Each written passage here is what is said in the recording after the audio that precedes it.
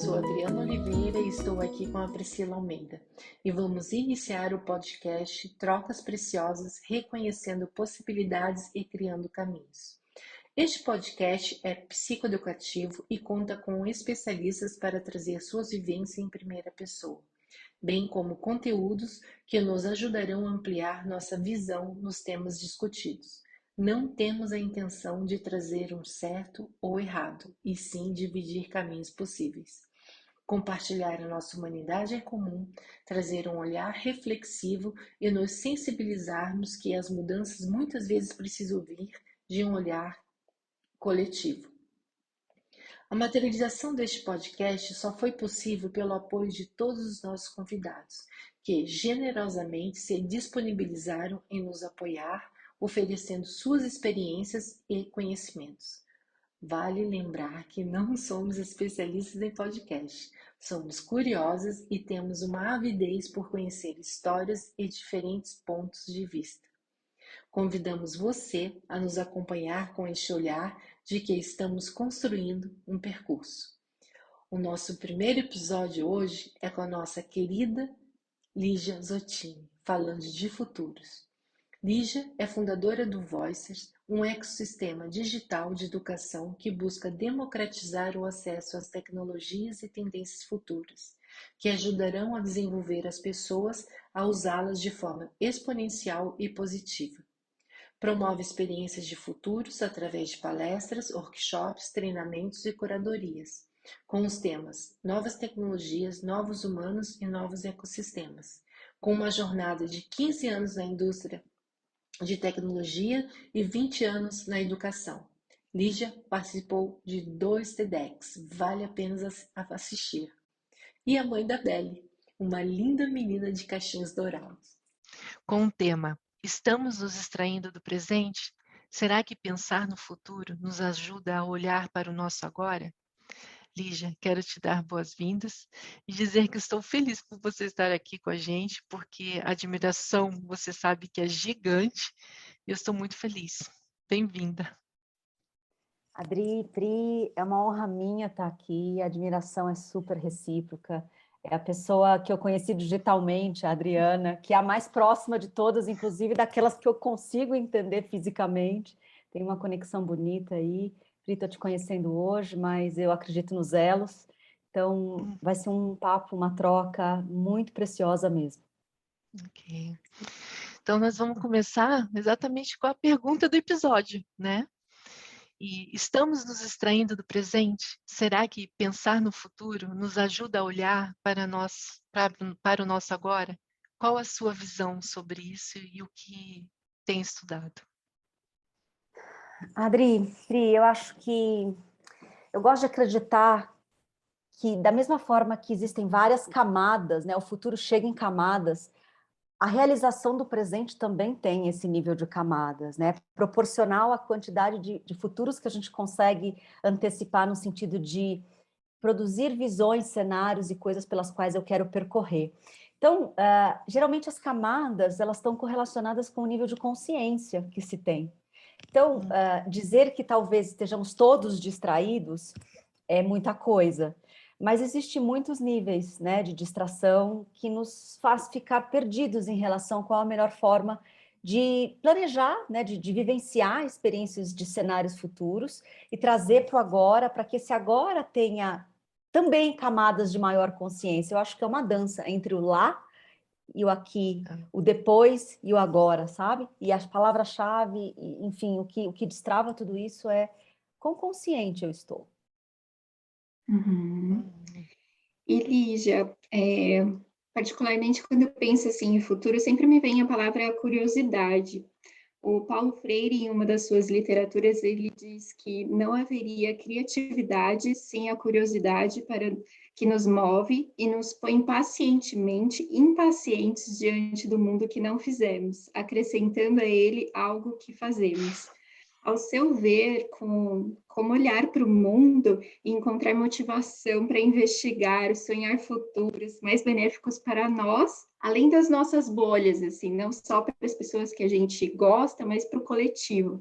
E como que a gente pode compreender esse mundo que a gente não faz, que se apresenta, mas ainda assim reconhecer a nossa responsabilidade. Uau! Acho que Freire é sempre poético daquilo que é bem difícil, né? Daquilo que o tangível é bastante delicado. Acho que essa curiosidade que nos mantém desconfortáveis à medida que vamos ficando confortáveis tem a ver com olhar para o mundo e saber que o que está dentro está fora, né? Então, eu dificilmente eu sou determinística, tanto que eu falo futuros no plural, exatamente porque tem várias possibilidades à medida que tem um infinito de potência que pode acontecer.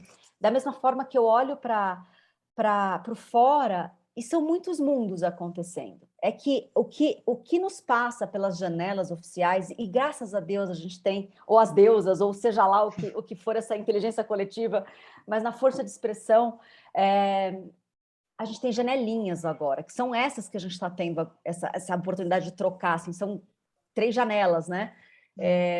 Esses espelhos nossos, na verdade, o Black Mirror, que a gente fala tanto, e algumas vezes eu gosto de falar que eu combato ele, na verdade é um espelho.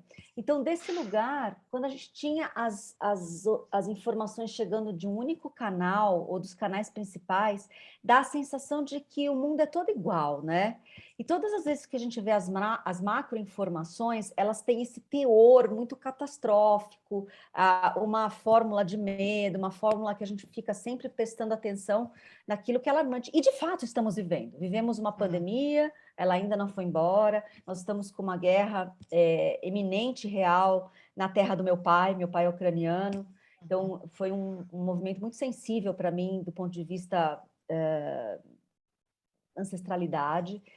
Mas ainda assim, se eu pensar, eu vou tomar cuidado, mas não por medo, por zelo mesmo. Se eu pensar que de 2020 para cá foram anos muito, muito, muito difíceis para todo mundo, inclusive para mim, mas foram os melhores anos da minha vida, eu consigo entender essa lente. E me explico. O 2020 todo mundo vai lembrar que foi o ano da pandemia. Mas primeiro eu vou lembrar que foi o ano que minha filha chegou, entendeu? Então, ademais de ter sido o ano da pandemia, algo muito, muito, muito importante e especial na minha vida aconteceu que sequestrou esse lugar ruim.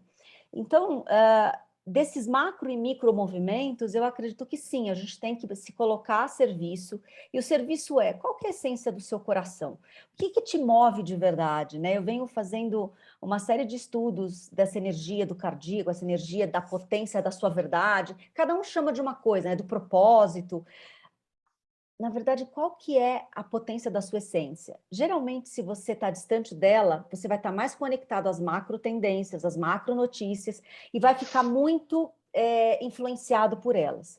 Se você está super conectado a essa energia da sua essência, do seu propósito, aquilo que enche o seu peito e transborda de verdade, é um eletromagnetismo potente, a gente tem hoje uma série de experimentos que medem isso, você provavelmente vai estar nesse lugar consciente e vai estar servindo com o seu propósito, ademais do que está acontecendo.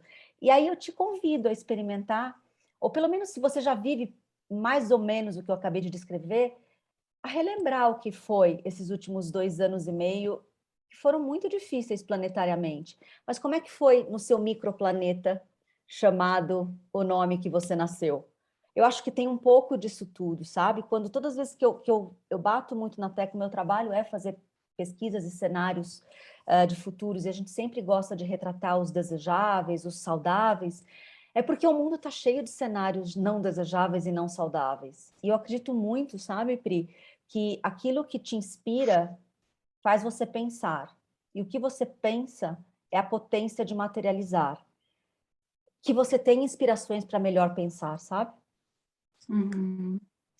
Essa fala me fez lembrar muito do Krenak, que ele fala, né, do poder do sonho, né, que de alguma forma a gente deixou de sonhar, e o Francisco Varela, ele fala muito, assim, que a gente teria que olhar os nossos micromundos, né, as nossas microidentidades, porque muitas vezes a gente tem aquela lente, assim, para generalizar, e é um pouco do que você disse, né.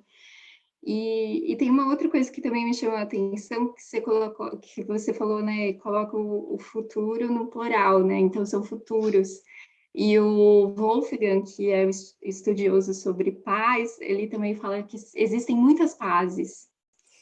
A gente não tem uma paz que é singular, embora a gente ache que a paz ela é singular e que todo mundo compreende paz de uma única forma, mas não, né? E eu imagino que futuros também, as pessoas compreendem futuros de formas De várias muito, formas.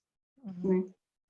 Não, exatamente, eu acho que desse lugar a gente não está preparado ainda para todos os níveis de pazes, porque a gente não está preparado para todos os níveis de verdade, sabe? A gente vem de um lugar muito dividido, a raça humana está polarizada sim, é um momento. Eu acho que faz parte do processo de desenvolvimento e a gente tem que passar por aqui. Estávamos todos muito uniformes, né? E aí agora nos separamos, estamos no embate, para depois entender que não é sobre esquerda, direita, em cima, embaixo, o seu ou o meu, né? De fato, não é sobre os grupos de diversidade, porque, na verdade, se você tentar agrupar, você já vai estar sectarizando. A minha provocação é o quão preparado você está para mais de 8 bilhões de diversidades. Nós somos únicos, nós somos inéditos, nós somos plurais. Então, tem pazes que são, sim, aquela que você vai precisar da guerra para ganhar essa paz.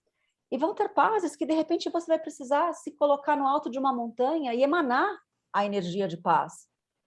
Que as suas armas não interfiram na meditação de alguém que está emanando, e quem está emanando consiga abranger, inclusive, aqueles que estão pegando em armas. Eu acho que é desse lugar que a gente ainda não tá preparado para conviver. Mas as janelinhas estão ajudando, porque é nessa troca, nesses espelhos, que a gente, no mínimo, vai ganhando experiência de mundos sem ter que, teoricamente, viver neles, né? Antes disso, eles nem passavam por mim, porque fisicamente é mais difícil se colocar em lugares muito distantes do que você é. Sim, sim. E me parece que pensar em futuro seria a gente desapegar dos imediatismos. Você, como estudiosa de temas sobre futuros, né? Como que você vê essa questão do imediatismo hoje, né? Tudo para agora, a gente tem um olhar, às vezes, muito limitado, assim, para satisfazer os nossos desejos e as nossas preferências. E como que você vê, assim, o que isso pode implicar em pensar em futuros ou sonhar futuros? Isso é curioso, sabe, Priscila, porque todo mundo pensa que quem trabalha com futuros não vive no presente, né? E, na verdade, é uma parte só não viver aqui, porque a gente vai estar lá fazendo alguns cenários. Mas a maior parte do tempo eu vivo muito no presente e muito observadora. Então, desse lugar, eu gosto de observar todas as tendências fortes e fracas, né? As fortes é aquelas que a gente vê no mainstream, e sim, o imediatismo faz parte dessa tendência do agora, do grande mainstream, mas existe uma série de tendências mais fracas, de pessoas buscando esse lugar de desacelerar. A pandemia trouxe muito questionamento sobre o que se está fazendo é realmente o que eu gostaria de estar fazendo. Existe alguma chave que virou dentro das pessoas que o imediatismo era só uma resposta automática para a vida fabril que a gente estava acostumado. Porque a gente ainda vinha muito no antigo paradigma lá da Revolução 3.0, Ford, linha de montagem, bota tudo lá igual, qualidade máxima, desde que seja tudo igual. E aí você vai saindo desse lugar que é nem pensado, né? Você entra às 8 da manhã, sai às 5 e faz isso de novo, no outro dia, no outro dia, no outro ano. Eu acho que as pessoas ganharam o imediatismo por conta dessa automatização da vida. A hora que você fala, cara, por que eu estou fazendo o que eu estou fazendo? E começa esse a não fazer sentido, te dar algum sentido para você parar de olhar esse mecânico, esse imediato, e falar, poxa, tá, primeiro eu olho para dentro, depois eu olho para fora, e eu olho para dentro de novo, e esse exercício de olhar para dentro e para fora traz para a gente a dimensão do quão difícil é, de fato, se autoconhecer, né? Eu não acredito em nenhum cenário de futuros que sejam saudáveis sem um exercício profundo de mergulhar para o seu próprio eu interno, né? E buscar as suas fragilidades. Por quê? Me explico. Os algoritmos que a gente vem hoje facilitando, talvez uma compra aqui, uma viagem ali, uma busca colar, são os mesmos algoritmos que estão drivados para não serem saudáveis 100% do tempo na troca entre os humanos do mundo digital. A gente tem uma frase aqui no Voices, que é o ecossistema que, enfim, a gente acaba facilitando chegar a esses cenários, essas pesquisas, que é conheça-te a ti mesmo, senão o algoritmo vai. E desse lugar, se o algoritmo conhecer você melhor do que você mesmo, fake news vai ser brincadeira de criança, a manipulação vai ser algo muito fácil de ser feito. Por quê? Porque geralmente ele está drivado para trabalhar com as suas fragilidades. Então, com a sua raiva, com o seu medo, com o seu ódio, com o seu desejo exacerbado, com algum vício que você tenha, que você demonstra que você volta sempre. E geralmente ele usa isso para que você possa voltar mais vezes, né? Quando está tudo bem, você volta uma vez, dá o parabéns para aquilo que você gostou, fala uma coisa positiva e não volta 300 vezes naquele post. Algo que você está com raiva, com ódio, te faz voltar muitas vezes. Então, eu acho que do imediatismo para o lugar imediatamente dentro de você, se a gente pudesse brincar com a palavra, para mim é o mais importante hoje em dia. Está todo mundo lá? Não, não está não. Mas eu nunca vi um movimento tão grande quanto esse que eu vi na pandemia. Teve duas profissões no período pandêmico, que a gente veio pesquisando algumas, que teve uma alta demanda. Do ponto de vista da tecnologia sintética, foram os desenvolvedores, né? Programador e desenvolvedor não ficou sem trabalho, ganhou em Libra, se bobear. E os terapeutas. Muita gente buscando esse lugar de autoconhecimento, de autoconforto, de autoexplicação, de a vida tem que ser mais do que isso.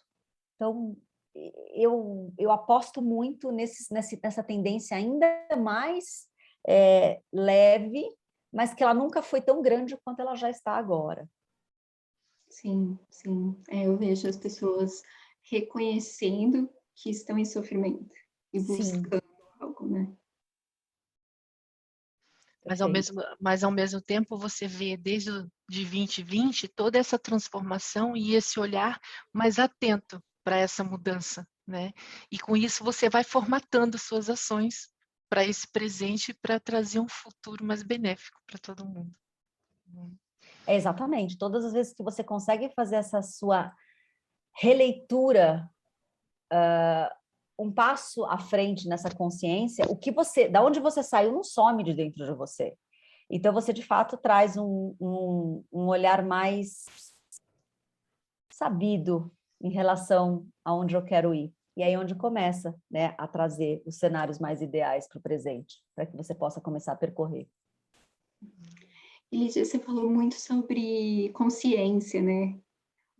Você tem algum ritual, alguma prática, assim, para você se manter consciente ou ter atenção sobre aquilo que você está fazendo? Sim, eu acho que a vida não é um linear de um super exercício de autoconsciência. Eu acho que vocês perceberam que eu fui mãe em 2020 e a partir daí todo o tempo que eu tinha para me autoconhecer se tornou um tempo bem diminuído, né? Eu estava numa jornada um pouquinho antes dela chegar e eu acho que até para ela chegar eu precisava estar nessa jornada, hoje eu olho dessa forma. Eu estava num sabático, eu fiz muito exercício de tentar entender, assim como muita gente, de repente, agora está escutando. Eu larguei uma carreira corporativa, enfim, e fui buscar aquilo que era a minha essência mesmo, né? E a minha essência é essa tecnomagia. Eu amo tecnologia em prol do progresso humano, mas eu amo toda essa magia, essa energia, essa metafísica. Eu estudo essas coisas desde que eu me entendo por gente, né? Eu só nunca tinha tirado do armário. E contado esse outro lado, por isso que eu brinco que eu gosto da tecnomagia. Mas respondendo a sua pergunta, hoje, com pouco tempo que eu tenho, eu já fiz muitas práticas. A maioria do que vocês conhecem de processo de autoconhecimento, eu sou uma curiosa, eu não tenho, o meu nível de exclusão é bem baixo, sabe?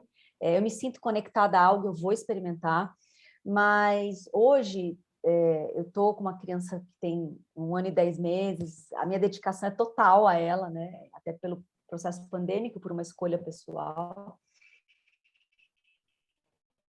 com consciência apropriada para qualquer um, mas para uma mãe pandêmica, sabe aqueles 5 minutinhos que você consegue, sabe, respirar com consciência, fazer uma intenção, jogar uma energia, geralmente ancorado aqui na região do coração. Isso me traz é como se fosse um reset dessa tecnologia humana que eu habito aqui, que é esse corpo maravilhoso, inteligente, os corpos todos se alinham, né? Hoje é isso. Se eu posso usar uma aromaterapia, muito que bem. Se eu posso colocar um incenso também, eu adoro os cristais, eu tenho várias linguagens, mas se nada tiver ao meu redor, ainda assim, a respiração consciente é a ferramenta que nos habilita a fazer o shift de energia, de processo. E ali, naquele lugar, a mente dá uma acalmada. E nessa acalmada é onde o que quer que precisa se conectar, seja uma criatividade, uma imaginação, um pensamento, uma intuição, uma orientação, enfim, uma guiança, é nesse momento de mente não ruidosa que se manifesta. E aí a sua consciência expande um pouquinho. Isso do ponto de vista metafísico. Do ponto de vista prático, educacional, vá buscar coisas que te chamem a atenção, né? Não precisa também achar que tudo vem pela intuição, né? As coisas também vêm pela ação. E aí essa ação poxa, eu tenho muito uma história de um livro que eu li lá atrás, né? Quem me conhece sabe que eu cito ele várias vezes, mas ele foi muito importante para mim, e é uma coisa que eu pratico, eu tenho 42 anos, já há 22 anos, que chama Profecias Celestinas. Profecias Celestinas, ele é um livro que ficou famoso lá na década de 90, e ele falava muito sobre as sincronicidades, né? De uma forma bem lúdica, uma história fictícia, contando ali algumas coisas importantes.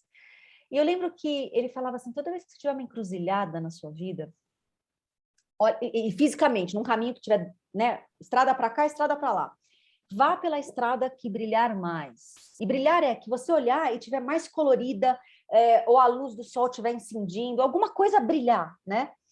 E aí eu falei, poxa, se isso acontece com a estrada, deve acontecer com as pessoas, deve acontecer com os trabalhos, deve acontecer com os lugares, deve acontecer com absolutamente tudo na vida, né?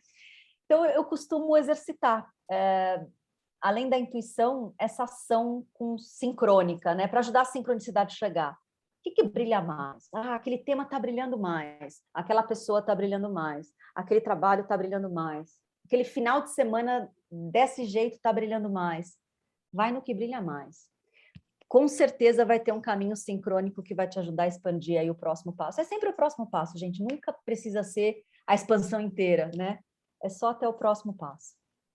Precisamos compreender como o observador está na sua mente posicionada para chegar às suas possíveis conclusões e como descreve o mundo.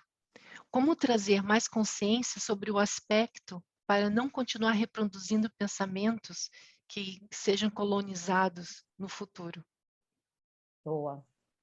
Eu acho que a gente está colonizado de muitas formas, né? Desde uma única raça lidera o futuro, embora a gente está tendo um exercício bem interessante de você ver, até mesmo as ficções científicas hoje já saem com uma diversidade mais equânime, né? E aí você vê determinada raça, determinada orientação, determinado grupo de diversidade em lugares que até historicamente, mesmo sendo filmes de época, ele não estaria ali, porque na época não era isso. Mas estava sendo retratado para que a gente ganhe repertório. Desde filmes do Netflix, né, romance, que é o Bridgerton. Você tem uma série de pessoas negras ocupando realezas numa época que é século XV, XVI, que não era real, né, dado ao que a gente vivia no mundo. Poxa, mas a possibilidade de enxergar e editar na minha cabeça esse passado me ajuda a ganhar repertório para que eu crie esse novo futuro. Então, desde ficção científica tendo essa releitura muito mais cuidadosa das inserções e das diversidades planetárias, mas eu acho que ainda tem algo que a gente precisa superar. De uma forma geral, todas essas nossas narrativas que ajudam a gente a se inspirar, elas são muito distópicas, né? A gente chama aqui nos estudos de futuros que são o cyberpunk, né? Então, como observadora e pesquisadora, e todos nós somos de alguma forma, assistiram Black Mirror, assistiram Expresso do Amanhã, assistir, sei lá, qual é o filme que está entre as 10 do Netflix ou de qualquer outro do stream, é assistir uma fórmula feita, que é sempre o melhor da tecnologia com o pior do humano, né? Dificilmente você vê o humano em desenvolvimento ali também. É sempre o fim do mundo, o mundo está congelado, o mundo acabou em catástrofe, a máquina venceu, você é terrível. E é sempre o pior, a escória do que a gente tem da nossa versão mesmo, não precisa nem ser do outro, né? Você fala, nossa, minha pior versão está retratada ali, dá para ser a melhor da minha versão? Não, não dá. E aí, desse lugar, isso é muito ruim, né? Esse observador que está tentando encontrar um outro mundo, uma outra possibilidade de futuro, não tem inspiração. Então, o meu trabalho ele tem muita resistência, onde as pessoas têm muito medo do futuro, e principalmente do futuro tecnológico, qual o papel, né? Quando ela não tem medo, ela tem uma grande ausência, ela não sabe qual vai ser o papel dela nesse processo, já que as máquinas vão dominar tudo. E essas máquinas dominando tudo, dominando o quê, né? O que é tudo? Os trabalhos repetidos que a gente faz, esse lugar mecânico que todo mundo sabe qual a parte do dia que é usado como máquina. Então, assim, esse lugar precisa ir mesmo, até para a gente sair da barra de dormência. Né? A barra de dormência ela é tão alta, que para eu sentir algo, ou raiva, ou amor, ou felicidade, ela precisa ser tão grande quantidade disso, senão eu não consigo perceber, sabe?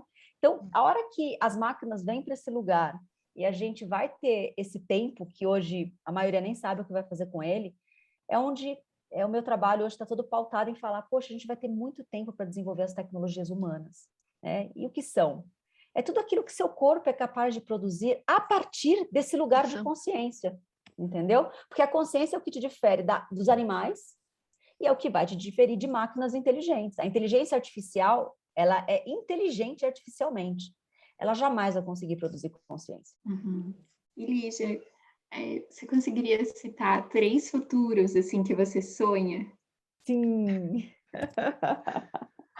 Bom, eu acho que o primeiro deles, né, a maioria dos futuristas que tem essa linha de trazer saudáveis, puxando uma linha do tempo, vai de um século para frente, quando todo esse processo de transição e, enfim, tiver mais estabelecido, do ponto de vista da tecnologia sintética, essas tecnologias que a gente escuta, inteligência artificial, realidade imersiva, a gente vai ter tanta possibilidade de produção barata, né, de acesso barato, que provavelmente as coisas só não vão ser para todo mundo se esse pilar de desenvolvimento humano não for permitido continuar crescendo na mesma proporção, sabe, na mesma progressão geométrica.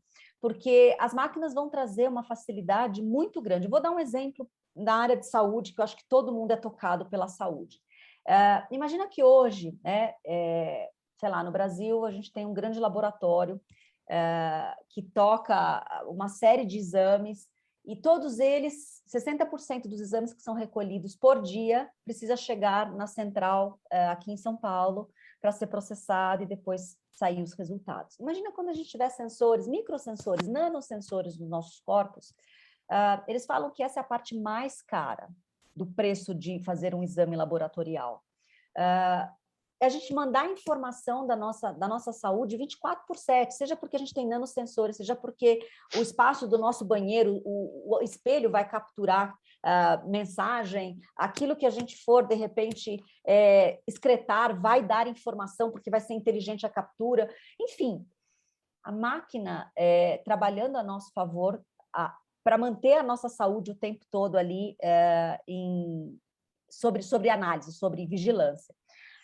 Tem alguma coisa, libera lá para o seu médico, para o seu hospital mais próximo. Se você for uma coisa grave, a ambulância vem automaticamente, você passa na frente de uma série de coisas, porque a inteligência artificial vai conseguir fazer esse tipo de gerenciamento.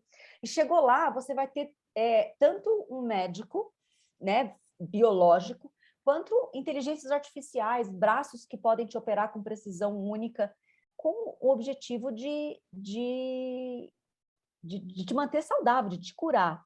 Nesse processo todo, o médico humano é muito mais para que você possa ser cuidado biopsicoenergeticamente do que só do seu corpo físico, porque o corpo físico a máquina faria sozinho. Essa máquina fazendo sozinha, o preço do cuidado baixa tanto que esse serviço de ponta só não vai ser para todo mundo, de novo, se a gente continuar com essa ideia colonizada de futuros, que é tudo, né, em cerquinha e piramidal. Se a gente continuar desenvolvendo as pessoas para onde eu vejo que parte delas estão indo, e principalmente uma parte média da pirâmide, que é muito importante, né? Que elas chegam a cargos de liderança, a lugares importantes na sociedade, essas pessoas vão ser outros tipos de líderes, entendeu? Porque elas vão ser outros tipos de humanos, elas vão inventar outros tipos de empresa, outros tipos de negócio. Então, eu acredito muito que esse futuro que as pessoas não sabem qual é o papel que vai exercer, está esperando ser inventado ainda. Parte deles é porque as tecnologias não chegaram na nossa mão para a gente criar a partir disso. E a outra parte, isso vai levar uns 20 anos para elas amadurecerem e chegar, todas juntas. E esses 20 anos é a mesma quantidade de tempo que a gente também vai ter para se autodesenvolver. E aí, qual que é a junção, né, dessas duas tecnologias, do melhor do humano com o melhor da tecnologia, e o que a gente produz a partir disso? Eu acho que vai ser um grande descolonizar mesmo, né? Desde da ficção, que eu estou falando, que é um comecinho desse processo, até grandes situações mesmo. Isso não quer dizer que o planeta inteiro vai estar assim. Talvez em 100 anos a gente tenha uma boa parte do planeta vivendo dessa forma, jamais no futuro ideal, saudável e desejável. E deve ter bolsões, assim como hoje ainda tem bolsões. Tem lugares que você vai e você fala, cara, eu voltei no tempo. Eu voltei no tempo porque não tem infraestrutura, eu voltei no tempo porque não tem tecnologia, eu voltei no tempo porque não tem respeito humano. O respeito humano que eu já posso viver na minha cidade, na minha casa, no meu grupo, entendeu? Então, sim, vão haver ilhas de passados, assim como hoje já existem ilhas de futuros e sempre existiu, né? Eu acredito muito nessas camadas. Acho que é masterizar a habilidade de escutar e de agir com tudo. É isso. E o que você tem aprendido, assim, em primeira pessoa, assim, desde quando você saiu do mundo corporativo, foi para algo que te chama a atenção, porque as pessoas não estão te vendo, mas dá para ver que você tem brilho nos olhos, assim, quando você fala de futuros e tal. O que você tem aprendido ao longo desse processo de transição, desde a transição até agora que você atua nessa área? Perfeito. Pri, eu só vou completar o final, porque você me perguntou 3 futuros, né? Eu falei das tecnologias abundantes e que vão diminuir o preço de tudo. O segundo é muito esse lugar onde o humano está muito menos máquina e mais humano, que é a primeira vez, acho, na história da humanidade conhecida, pelo menos, né, nos últimos 10 mil anos, que a gente vai ter essa oportunidade. E o terceiro, eu acho que eu estou enviesada, mas eu não posso deixar de dizer que é o meu ideal, né, de cenários desejáveis hoje, é um outro lugar, um outro olhar para as crianças, sabe? Quem está buscando fazer uma maternidade hoje mais positiva, mais neurocompatível, mais amorosa, encontra um universo completamente novo de como criar humanos. Que para quem não tem filhos ou para quem não está envolvido com essa proposta, vai falar, por que ela está trazendo isso, né? Por que isso é futurístico? Porque todos esses desafios que a gente está falando até agora, de expandir consciência, de olhar sombras, de melhorar vulnerabilidades e, enfim, ter uma melhor versão nossa, se a gente não tivesse uma série de bloqueios de base, de início, nossa, talvez a gente não levaria 40 anos para chegar nesse processo, que foi o meu caso, entendeu? E eu tive uma mãe super amorosa, uma educação muito privilegiada, mas ainda assim muito focada no comando, controle, no medo e na obediência. A hora que você tira o comando e o controle da sua criança, você tira o medo e a obediência dela, e você coloca o respeito, a amorosidade, a neurocompatibilidade, são outros humanos que a gente está criando. Isso acelera esse pilar de humanos mais ideais para lidar com essas máquinas superpoderosas. Eu colocaria esse cenário primeiro. Eu gostaria que a gente tivesse um outro olhar sobre as mães, um outro olhar sobre parentalidade, e que ele pudesse ser massivo, né? Porque a gente daria um salto muito grande em todos esses nossos pontos, sabe? Seria isso. Mas aí agora, entrando na sua pergunta agora, o que eu aprendi? Nossa, eu aprendi tanta coisa, foram tantas encarnações nesses últimos... Eu vou assumir 2015 para cá, não tem uma década, tá? Que foi quando o meu grande desconforto começou. Eu acho que os maias estavam certos, 2012 houve uma ruptura mesmo de padrão, né?